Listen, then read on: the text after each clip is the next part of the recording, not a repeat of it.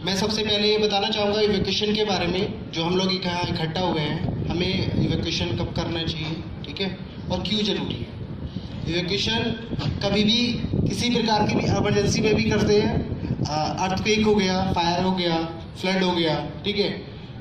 कैसे करना है, सबसे कभी भी कुछ ऐसा होता है बिल्डिंग में, तो बिल्डिंग की तरफ से आपको इन्फॉर्मेशन जाती है कि यहाँ पे बिल्डिंग में इमरजेंसी हो गई है और आपको बिल्डिंग इवैक्यूएट करना है, ठीक है।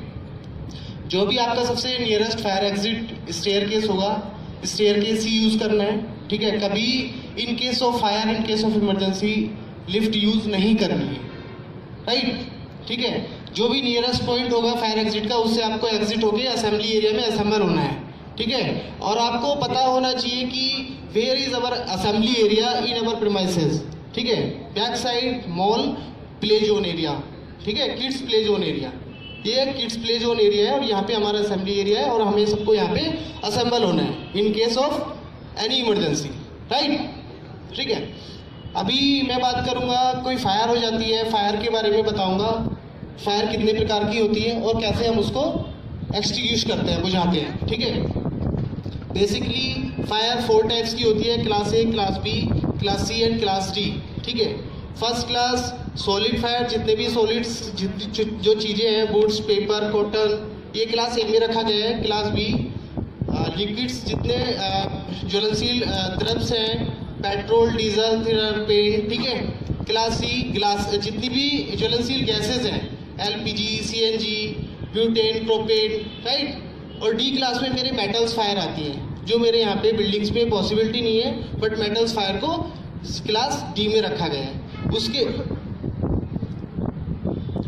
राइट, उसके जितने भी सेकंड इलेक्ट्रिकल इक्विपमेंट से जो इलेक्ट्रिकल इक्विपमेंट्स होते हैं वो क्लास ई में रखे गए हैं, ठीक है। उसके लिए हमारे पास बिल्डिंग्स में उनके आग को बुझाने के लिए क्या फर्स्ट एड्स हैं, ठीक है।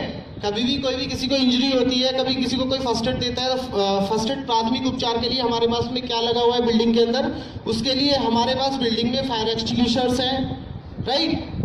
उसके अलावा फिक्स्ड फायर फाइटिंग सिस्टम है, जो आपने देखा होगा आपके स्टोर्स में एफएससीज वगैरह लगी हुई हैं, वो भी नहीं होता है। देन हमारे पास में सपोर्ट है, दिल्ली फायर सर्विस का सपोर्ट है, राइट। तो क्लास ए के लिए मेरे पास बेसिकली अभी हमने एक कॉमन एक्सटिंग्विशर इंस्टॉल किया है बिल्डिंग के अंदर, क्लास ए, क्लास बी और क्लास सी, जो तीनों क्लास को फीड करता है, ठीक है। कौन सा है, आपने देखा होगा ना, आपके प्रीमाइसेस में आपने देखा कहीं पे हैंग हुआ, ये होता है ना। तो class A, class B, class C में हम इसको ऑपरेट करते हैं, चलाते हैं एक्सटिंग्विश करने के लिए। क्या करने के लिए, फायर को एक्सटिंग्विश करने के लिए, ठीक है।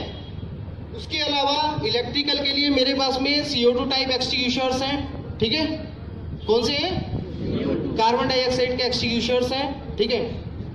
चला मैं ABCD टाइप चला सकता हूँ, यूज कर सकता हूँ, बट क्या होता है, इससे कंपोनेंट्स खराब हो जाते हैं मेरे इलेक्ट्रिकल पार्ट्स में।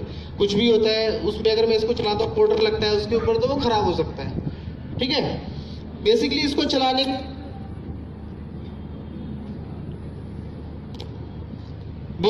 चलाने का एक कॉमन फॉर्मूला है, पास। क्या है, PASS, क्या है, P for pull the pin, A for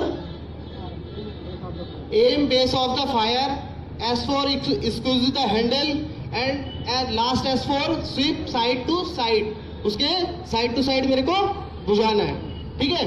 तो ये इसका एक बेसिक फॉर्मूला है, क्या है, पास। क्या है, पास। मैं सर से अब रिक्वेस्ट करूंगा वो थोड़ा